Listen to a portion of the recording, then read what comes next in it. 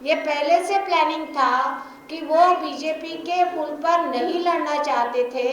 अजय अग्रवाल उनका उम्मीदवार खुद बोल चुका था कि अगर तुमने फूल थमाए और मुझे लड़ने के लिए बोलेंगे तो मैं जीत नहीं सकूंगा, या तो मुझे घड़ी दे दो या तो धनुष्य बांध दे दो। एक आम सभा थी जिसमें उन्होंने कहा था कि अगर भाजपा चुन के नहीं आती है कामठी में, क्योंकि मैं आपको बताना चाहती हूँ कि बावनकुड़े 17,000 से पहले ही पीछे थे कामठी शहर के चुनाव में, बहुत बार वो भूल चुके थे। मैं आपके पास बहुत वीडियो अच्छा लाई थी आपके एंटरटेनमेंट के लिए, मगर थोड़ा सा क्या हो गया, इधर भी हमारे आसपास उधर उनके लोग भटकते होंगे, कोई ना कोई पहले बोल दिया।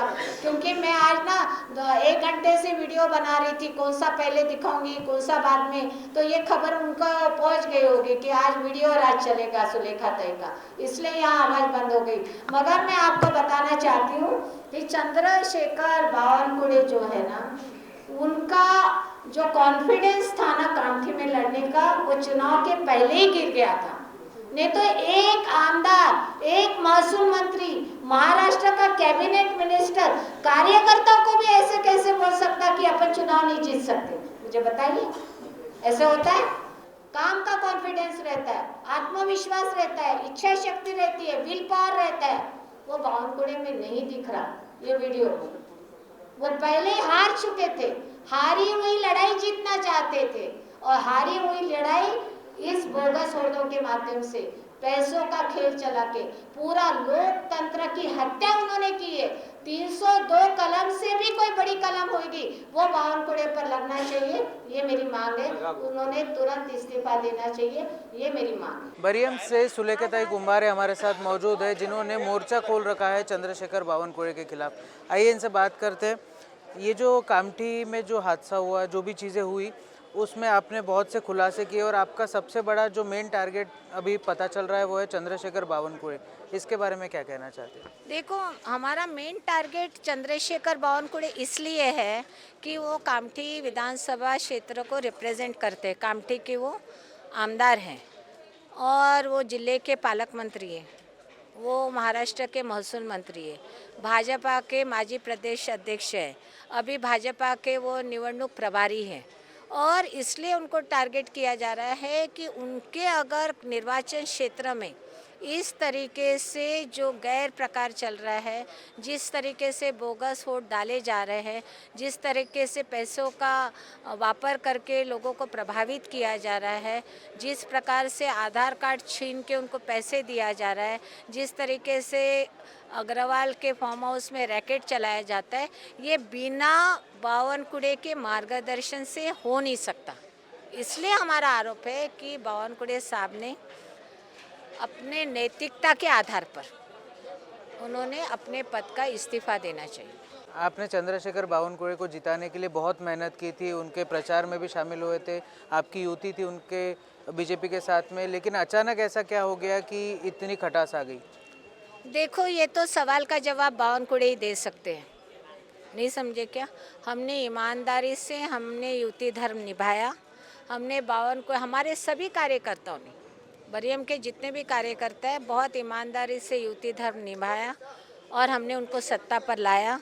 और न जाने उनको ऐसा लगा कि अभी हमारी ज़रूरत नहीं है, शायद, समझे क्या? एक बार सत्ता पर अगर चले गए हैं, अब उनको लगता है कि हमें इनकी आवश्यकता नहीं है, तो हो सकता है वो सोच उनकी बनी होगी, इसलिए हमें अपमानित किया, हमें नाराज़ किया, और हमें एक नगर सेवक की सीट भी अगर नहीं छोड़ रहे हैं तो ये हमारा अपमान था, और इसलिए हमने ये कदम उठाया। हमारा कदम सही है, अजय कदम नगराध्यक्ष बनने वाला है।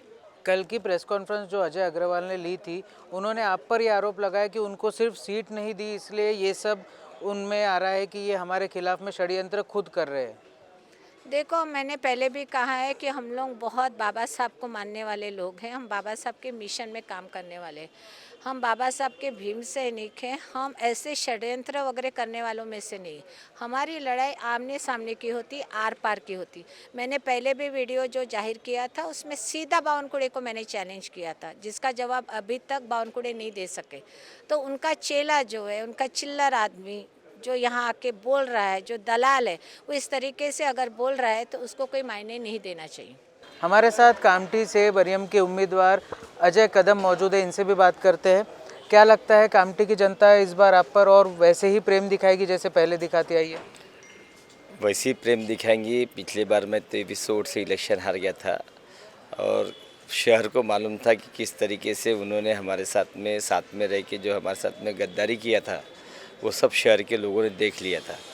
इस बार तो मैं सबसे ज़्यादा, मैं तो आपको बोल रहा हूँ कि सबसे ज़्यादा लीड में इस 13 तालुका में जितने हैं नगराध्यक्ष है, सबसे ज़्यादा लीड मेरी रहने वाली, क्योंकि शहर अभी ये इलेक्शन शहर ने ले लिया अपने हाथ में, जनता ने ले लिया हाथ में।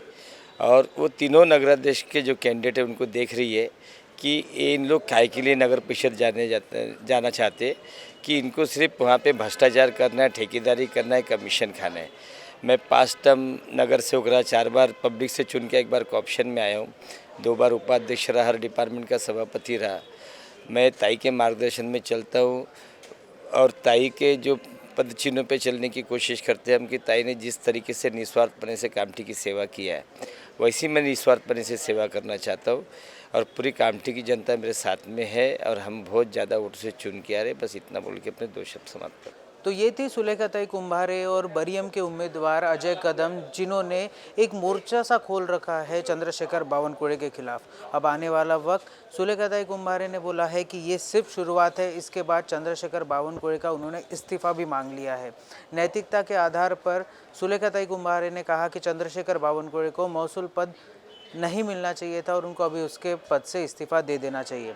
आने वाला वक्त ये मामला और भी गर्माता हुआ नज़र आ रहा है। अब देखना ये है कि नागपुर की जनता, कामठी की जनता या फिर महाराष्ट्र की जनता किस तरीके से इस मुद्दे को देखती है। वीडियो जर्नलिस्ट प्रवीण सूर्यवंशी के साथ मैं शांतनु अग्रवाल, महान्यूज़ 7 नागपुर।